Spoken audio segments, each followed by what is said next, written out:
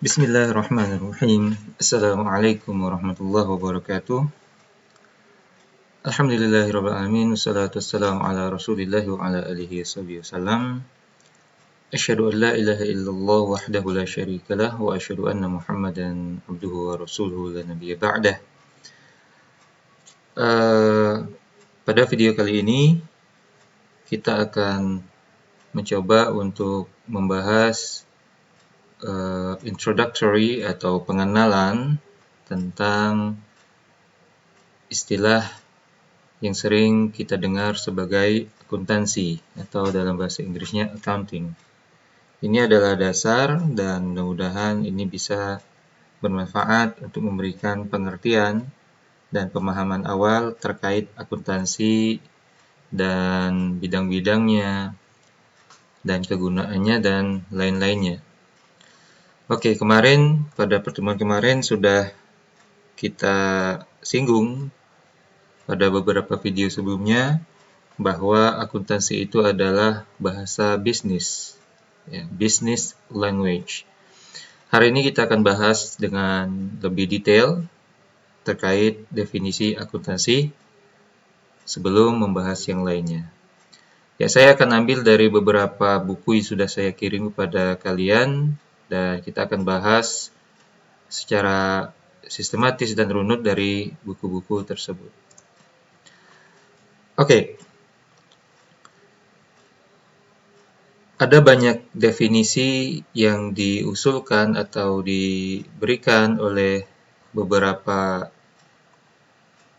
dewan atau organisasi yang berwenang dalam bidang akuntansi ini, baik di dalam negeri maupun di luar negeri, dan juga beberapa definisi yang diberikan oleh banyak ahli dalam bidang akuntansi ini. Kita akan bahas beberapanya saja. Contoh yang diberikan oleh American Institute of Certified Public Accountants atau AICPA. Mereka mendefinisikan akuntansi sebagai seni pencatatan, kemudian penggolongan, dan pengikhtisaran dengan cara tertentu dalam satuan moneter, transaksi, dan kejadian-kejadian yang umumnya bersifat keuangan, termasuk menafsirkan hasil-hasilnya. Jadi di sini AICPA mendefinisikan akuntansi sebagai suatu seni. Nanti kita akan bahas, maksudnya apa. Kemudian di sini ada beberapa hal yang disebutkan, yaitu seni terkait cara mencatat, cara menggolongkan, dan cara mengikhtisarkan atau meringkas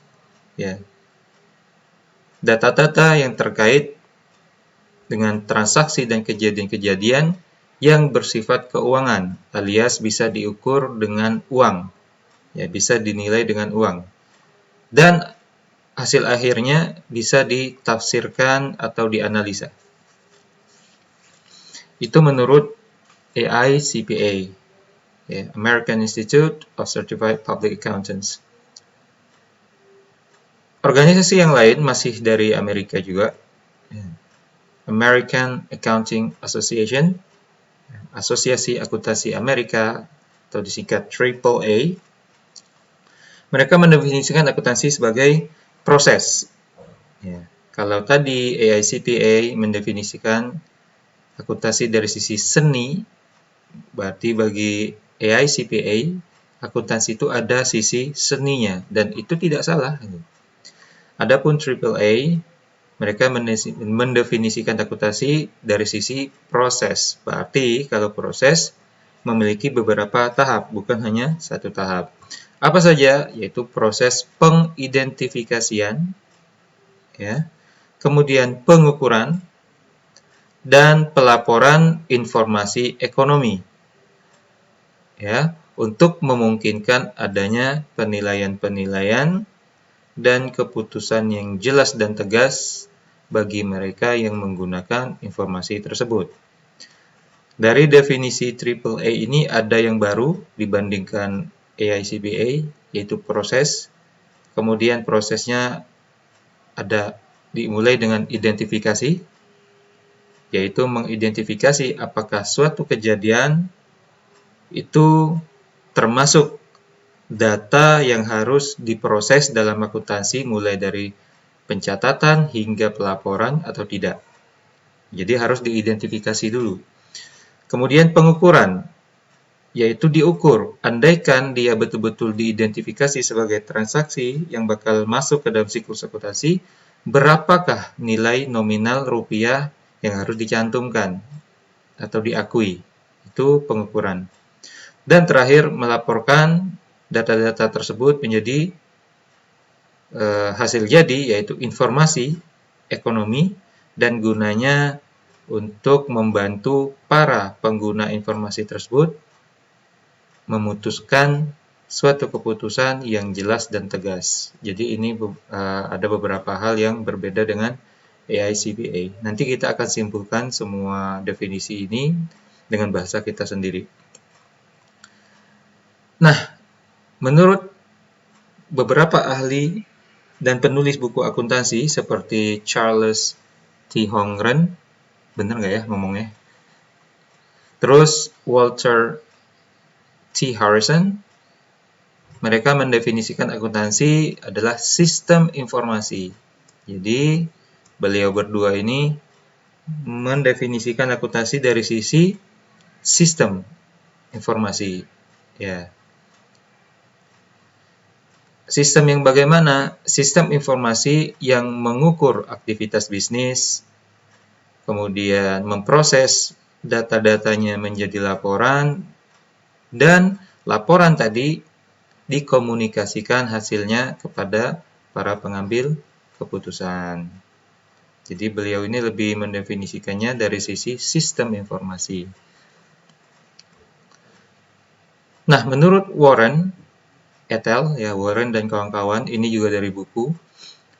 Secara umum, akuntansi dapat didefinisikan sebagai sistem informasi juga yang menghasilkan laporan kepada pihak-pihak yang berkepentingan mengenai aktivitas ekonomi dan kondisi perusahaan. Ya, hampir sama sih dengan definisi Charles Hongren dan Walter Harrison. Terakhir, di antara sekian banyak definisi, yaitu menurut Littleton, yaitu tujuan utama dari akuntansi adalah untuk melaksanakan perhitungan periodik antara biaya dan hasil. Ini sudah lebih menjurus, sudah lebih mengkerucut dan lebih spesifik, tapi tidak begitu lengkap. Jadi ini langsung ke to the point ya, yaitu menghitung antara biaya dan hasil. Berapa biaya, berapa hasil, berapa selisihnya, itulah untungnya atau ruginya. Itu intinya. Ya. Jadi to the point. Oke. Nah, dari beberapa definisi ini dan sebagainya sebenarnya banyak sih definisi-definisi yang lain. Tapi kita simpulkan, kita ambil yang bisa kita mengerti. Ya. Hal-hal yang paling inti dan paling penting dalam akuntansi itu, pertama, definisinya supaya kalian bisa memahami dengan mudah. Kita rangkai satu persatu definisi akuntansi tersebut. Pertama, akuntansi itu ada yang memandangnya sebagai seni. Ya. Dalam artian, kalau diistilahkan dengan seni, berarti dalam akuntansi itu terdapat beberapa cara, terdapat teknik-teknik tertentu, dan terkandung seni yang membuat beda antara satu dengan orang yang lain, satu orang yang lain dalam melakukannya dan menyajikannya dengan cara yang teratur, dengan cara yang indah, dengan cara yang mudah, dan sebagainya. Ada yang mendefinisikannya sebagai sistem. Berarti akuntansi ini bisa dia merupakan bagian dari sesuatu yang lebih luas, yaitu misalkan dalam perusahaan, itu dalam sistem keuangan, karena akuntansi salah satu bagian dari sistem yang lebih besar, yaitu sistem perusahaan, yang dia sendiri merupakan bagian dari sistem keuangan yang lebih luas. Dan bisa jadi akuntansi itu sendiri di dalamnya masih terdapat sub-sub sistem yang lain yang lebih kecil. Ya, misalkan bagian akuntansi keuangannya, ada juga bagian akuntansi manajemennya, ada lagi bagian yang khusus mengurus tentang planning atau penganggaran, ada yang khusus mengatur tentang biaya, ya, ada yang khusus mengatur tentang akuntansi manajemennya dan sebagainya. Jadi dalam akuntansi itu sendiri bisa dia merupakan subsistem dari sistem yang lebih besar, yaitu sistem keuangan suatu perusahaan, dan juga di dalam akuntansi itu sendiri terdapat sub-subsistem yang lebih kecil lagi. Ada yang mengatakan akuntansi itu proses. Yang namanya proses berarti memiliki tahapan-tahapan yang lebih dari satu. Ya, tahapan-tahapan yang lebih dari satu, bukan hanya satu langkah, ya, sehingga jadi. Bisa kita pahami bahwa akuntansi itu banyak hal-hal, banyak langkah-langkah, tahap-tahap, dan terjadi kejadian-kejadian, sehingga dia membentuk satu siklus yang panjang. Oke, ini poin yang pertama. Ya, kita buat sebagai ini dulu. Oke, yang kedua, yang perlu kita pahami lagi, dia seni apa, sistem apa, proses apa. Banyak tadi, ada yang identifikasi, ada yang mengukur, ada yang mengelompokkan, dan sebagainya, sampai pelaporan dan mengkomunikasikan. Kita ambil yang inti-intinya saja. Sebenarnya, akuntansi itu adalah proses mencatat. Pak, tadi kok ada identifikasi, ada mengukur. Itu adalah tahapan yang masih termasuk dalam mencatat ini. Karena sebelum mencatat harus diidentifikasi dulu, harus diukur dulu. Setelah teridentifikasi bahwa dia memang data yang bisa dimasukkan dalam akuntansi, terus ukur berapa rupiahnya. Kalau sudah terukur, baru bisa kita catat. Ya. Setelah dicatat, apa yang dicatat? Nanti setelah ini kita akan bahas. Mencatat, terus mengelompokkan. Ya, setelah dicatat, mengelompokkan.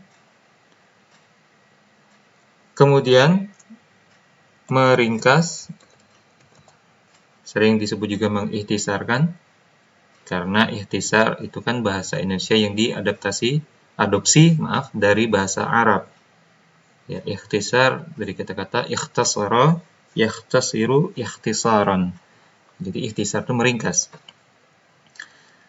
Dan terakhir, melaporkan. Nah, ini proses paling inti dalam siklus akuntansi, dan sebenarnya dalam siklus akuntansi tersebut bisa dilihat beberapa hal yang mewakilinya. Contohnya, walaupun nanti kita akan bahas secara detail, saya kasih spoiler dikit, ya. Spoiler gitu ya. Mencatat itu contohnya yang diwakili dalam siklus adalah mencatat, yaitu dalam jurnal, penjurnalan. Mengelompokkan itu mewakilinya adalah posting ke buku besar. Jadi setelah dicatat dalam buku jurnal, dikelompokkan ke dalam buku besar masing-masing, yaitu posting. Setelah dikelompokkan ke dalam buku besar masing-masing, selanjutnya adalah meringkas. Ini bisa diwakili oleh pembuatan neraca saldo, ya, trial balance. Jadi buku besar yang tebal itu dengan rincian saldo-saldonya yang berubah-ubah, itu diringkas, ya, dari buku yang sangat besar dan tebal, ternyata bisa diringkas cukup dalam satu halaman saja. Ya, jadi tidak perlu kita membuka-buka buku besar yang tebal itu untuk mencari informasi saldo akhir. Cukup kita ringkas satu buku tebal itu dalam satu halaman menjadi satu daftar yang sederhana. Itulah namanya trial balance atau neraca saldo.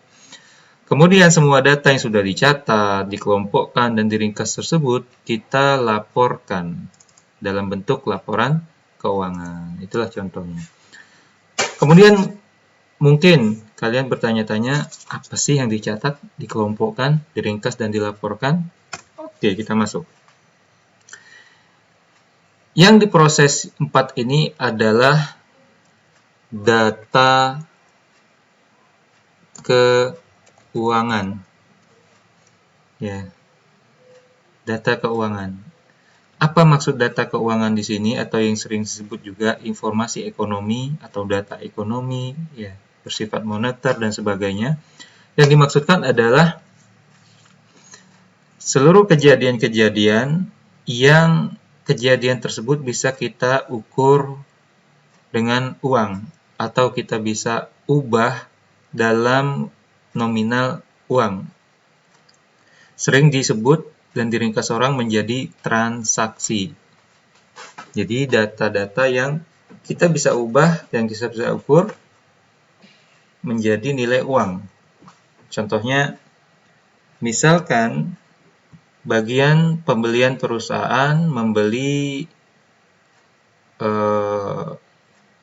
kendaraan untuk digunakan oleh perusahaan dalam operasinya senilai 300 juta, maka ini adalah data keuangan yang kita masukkan dalam proses akuntansi.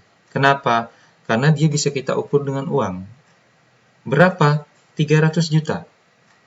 Gitu. Jelas, ya. Jadi bisa kita uangkan nilainya. Nah, contoh kejadian yang lain, misal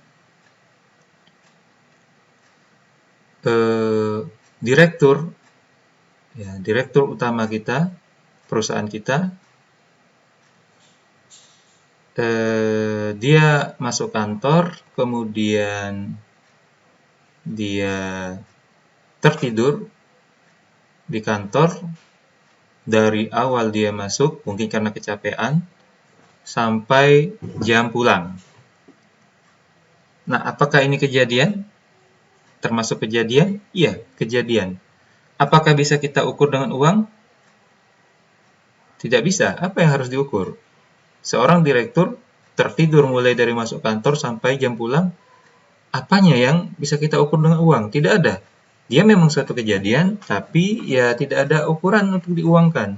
Karena itu, kejadian ini tidak kita anggap sebagai transaksi yang bisa kita jadikan data keuangan dalam proses akuntansi. Ya sudah, tak usah dicatat, tidak usah dikelompokkan, tidak usah diringkas dan dilaporkan dalam proses akuntansi. Jadi saya harap kalian paham perbedaannya. Kemudian, elemen definisi berikutnya adalah pada suatu entitas ekonomi. Maksudnya, akuntansi adalah proses mencatat, mengelompokkan, meringkas, dan melaporkan data keuangan yang itu terkait atau terjadi pada suatu entitas ekonomi. Entitas ekonomi yang dimaksud adalah bisa itu organisasi perusahaan, organisasi non-laba, organisasi pemerintah, organisasi sosial, ataupun organisasi agama, ya, keagamaan. Yang jelas,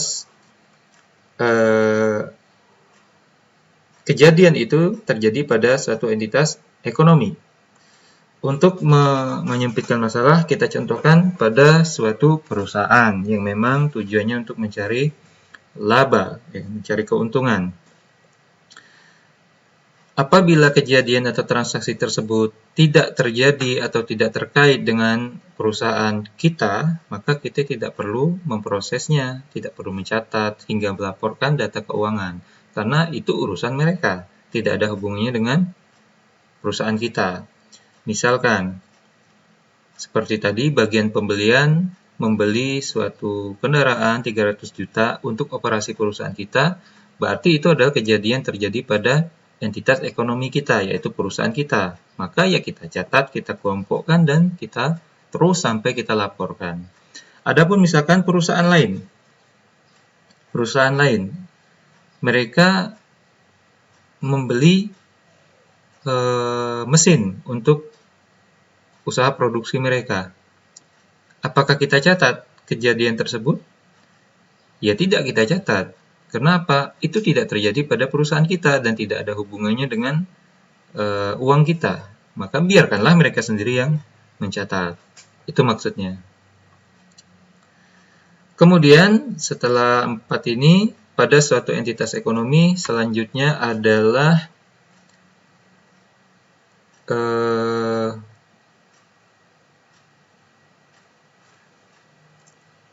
pada suatu entitas ekonomi, elemen berikutnya adalah untuk menghasilkan informasi. Jadi, proses yang 4 ini, catat, kelompokkan, ringkas, dan laporkan data-data keuangan, itu hasil akhirnya kita harapkan dia akan menjadi suatu informasi yang berguna dan bermanfaat dan bermakna. Ya, sesuatu dikatakan sebagai informasi berarti dia sudah memiliki makna yang bisa difahami. Gitu ya. Nah, informasi ini untuk siapa? Bergunanya untuk siapa? Maka elemen berikutnya berguna, ya, yang berguna bagi pengguna laporan keuangan. Karena informasi yang dimaksud ini adalah laporan keuangan. Nah, laporan keuangan atau informasi tersebut itu berguna bagi pengguna laporan keuangan. Siapa pengguna laporan keuangan? Jadi laporan keuangan kita itu ternyata ada gunanya. Dan orang yang menggunakannya tidak semua orang, tapi hanya beberapa pihak saja. Ini yang disebut dengan pengguna laporan keuangan, user. Siapa pengguna laporan keuangan tersebut? Secara umum dibagi dua, yaitu eksternal dan internal. Ya. Secara umum, eksternal dan internal. Eksternal yang dimaksud adalah pihak-pihak yang merupakan pihak di luar perusahaan. Sedangkan internal yaitu pihak-pihak yang berada di dalam perusahaan itu sendiri. Siapa mereka? Nanti kita akan bahas secara detail. Apa guna bagi mereka ini? Laporan keuangan perusahaan kita tuh berguna untuk mereka itu buat apa? Inilah elemen terakhir, yaitu berguna bagi pengguna laporan keuangan untuk apa? Untuk pengambilan keputusan. Jadi, mereka, para pengguna laporan keuangan itu, mereka make laporan keuangan kita itu untuk membantu mereka mengambil keputusan. Jadi ada keputusan yang ingin mereka ambil, mau mereka putuskan. Sebelum mereka membaca dan menganalisis laporan keuangan kita, mereka belum bisa mengambil keputusan itu. Setelah mereka mempelajari dan memahaminya, baru mereka bisa ambil keputusan. Apa keputusan-keputusannya? Tergantung siapa penggunanya. Nanti kita akan bahas siapa saja dan apa keputusan yang mereka ambil. Jadi inilah dia 1, 2, 3, 4, 5, 6, 7 elemen penting dalam berbagai macam definisi definisi akuntansi tadi. Sampaikan inti-intinya adalah 7 ini. Jadi ada 7 elemen ini, kalian pahami satu-satu sebagaimana yang sudah saya jelaskan tadi. Kalau kalian sudah paham, nanti kalian hafal sendiri. Nah, elemen-elemen inilah yang kalau kita gabung, itulah yang dinamakan jadi definisi. Cuma ini kan campuran, gabungan. Nih, kita hapus. Tek. Tek. Gitu. Ada suaranya tuh. Tek. Gitu.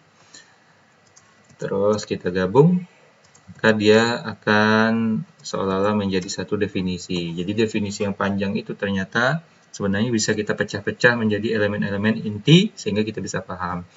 Berarti akuntansi adalah seni sistem proses mencatat, mengelompokkan, meringkas, dan melaporkan data keuangan pada satu entitas ekonomi untuk menghasilkan informasi yang berguna bagi pengguna laporan keuangan untuk pengambilan keputusan. Jadilah dia definisi akuntansi yang panjang. Padahal aslinya kalau kita bisa pecah-pecah untuk membantu kita memahami itu bisa. Kita pecah Sini sistem proses apa? Catat, kelompokkan, meringkas, dan melaporkan. Apa yang dilaporkan? Data keuangan. Data keuangan di mana? Pada satu entitas ekonomi. Buat apa? Ya, untuk menghasilkan informasi yang berguna. Bagi siapa? Bagi pengguna laporan keuangan. Untuk apa? Untuk pengambilan keputusan. Nah, itu dia terkait dengan definisi akuntansi secara ringkas. Oke, sekarang kita bahas lagi. Apa memangnya kegunaan akuntansi itu apa? Ya, kegunaan akuntansi banyak. Ya, ini secara umum disebutkan di sini secara umum. Secara umum, informasi akuntansi itu gunanya untuk mengetahui informasi yang berguna bagi manajemen dan sebagainya. Kalian bisa baca di buku, tapi saya akan ambil langsung kepada yang tadi saya janjikan, yaitu terkait dengan tergantung pengguna informasinya siapa. Ya. Nah, tadi sudah kita jelaskan bahwa pengguna laporan keuangan itu terbagi dua, yaitu pihak internal ya, maupun pihak eksternal. Pihak internal adalah pihak yang berada dalam struktur organisasi perusahaan itu sendiri. Nah, yang paling butuh ialah pihak manajemen, baik itu top manajemen, manajemen paling puncak, maupun middle manajemen, menengah, maupun lower manajemen, manajemen yang bagian bawah. Mereka membutuhkan laporan akuntansi itu untuk mengambil keputusan di bagian mereka sendiri-sendiri. Ya. Contoh, mereka butuh data-data dan informasi akuntansi itu untuk menyusun planning, rencana kerja mereka ke depan. Berarti kalau misalkan ini contoh, manajer penjualan. Di laporan keuangan disebutkan di situ bahwa penjualan tahun kemarin, misalkan penjualan tahun kemarin 10 M, misalkan 10 miliar. Padahal targetnya adalah 15 miliar, misal. Ya. Jadi target tahun kemarin total penjualan itu adalah 10 miliar. Ternyata targetnya 15 miliar. Ternyata yang berhasil terjual cuma 10 miliar. Berarti meleset, tidak sesuai target, masih kurang dari target itu 5M. Berarti nih tahun ke depan nih kita harus susun rencana gimana caranya sesuai target gitu. Berarti 5 miliar ini gimana caranya kita ngejar? Mungkin mereka akan meningkatkan iklan misalnya. Berarti mereka butuh, kita harus tambah iklan nih. Kita promosi harus lebih gencar. Gitu. Berarti mereka akan merencanakan promosi yang lebih intensif. Atau, berarti kita harus buka agen di daerah yang belum punya banyak agen misalnya. Nah, itu kan butuh mengambil keputusan itu membuat agen baru, beberapa agen baru, atau menambah intensitas promosi atau iklan, itu mereka bisa putuskan setelah mereka lihat laporan keuangan. Itu. Contoh, pengendalian, misalkan nih, manajer produksi. Contoh, ini bagian internal semua nih, manajer produksi. Keputusan yang mau mereka ambil adalah pengendalian. Misal, produk kita, satu produk sudah kita buat, misalkan untuk tahun kemarin, itu satu produk modal uang kita habis, biayanya adalah misalkan 1 juta. 1 juta. Bisa nggak kita buat supaya barang tersebut jadi dengan kualitas yang sama, ya, tapi biayanya nggak sampai 1 juta. Kalau bisa cuma 900.000, jadi barang yang sama. Persis sama, kualitasnya sama, bahannya sama, hasil jadinya sama. Kalau bisa, maka mereka akan ubah lagi. Ya, mereka kendalikan untuk tahun ini kita buat produk tersebut satunya cukup butuh menghabiskan 900.000. Jadi mereka bisa hemat 100.000 per produk. Jadi mereka kontrol, mereka kendalikan itu. Itu contohnya. Ya, kegunaan yang lain akuntansi yaitu pertanggungjawaban. Ya, tentu saja segala sesuatu setelah dilakukan harus dipertanggungjawabkan. Berapa biaya yang habis, penjualan yang terjadi, berapa labanya, dan sebagainya. Nah, itu pihak internal. Terus, apa guna akuntansi untuk pihak eksternal? Pihak eksternal itu ada banyak, itu berada di luar perusahaan. Contohnya, investor. Investor adalah pihak atau orang yang menanamkan modalnya, uangnya di perusahaan kita agar bisa membantu perusahaan kita jalan, dan nanti dia akan mendapatkan balikannya seperti keuntungan, bagian dari keuntungan gitu ya. Biasanya ini dalam bentuk saham, diistilahkan dengan saham. Nah, buat apa investor itu butuh laporan keuangan dari perusahaan kita? Dia sudah menanam uang dia, sudah meletakkan uang dia di perusahaan kita. Dia butuh untuk memutuskan apakah uang saya yang sudah ditanam di perusahaan tersebut saya biarkan atau saya tarik, saya ambil lagi, ataukah saya tambah lagi. Jadi dia memutuskan nih, apakah uang tersebut dia biarkan di situ biar bisa dipakai oleh perusahaan kita lebih lama, ataukah dia tarik karena dia lihat perusahaan kita jalannya nggak bagus, tidak menguntungkan, bakalan turun terus, ataukah dia lihat perusahaan kita kok makin bagus, untungnya makin oke gitu, tambah gitu. Nah, untuk memutuskan ini dia butuh lihat laporan keuangan kita gitu.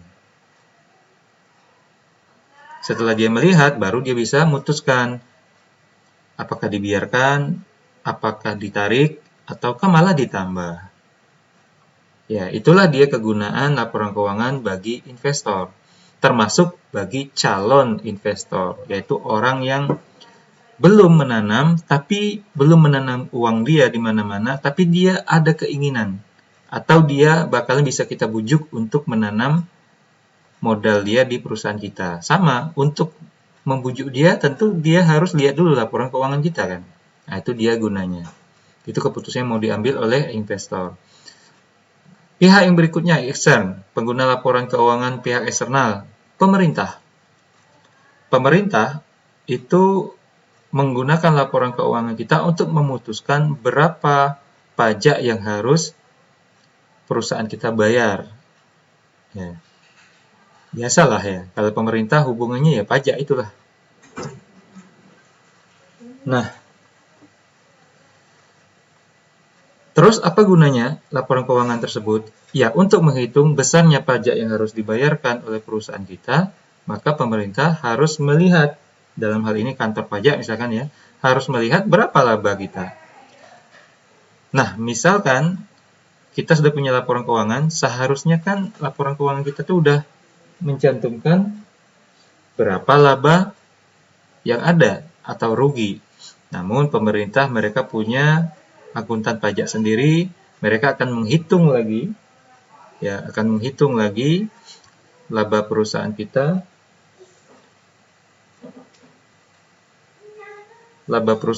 berdasarkan hitungan mereka sendiri, sehingga mereka bisa menentukan berapakah besaran pajak yang benar menurut hitungan mereka.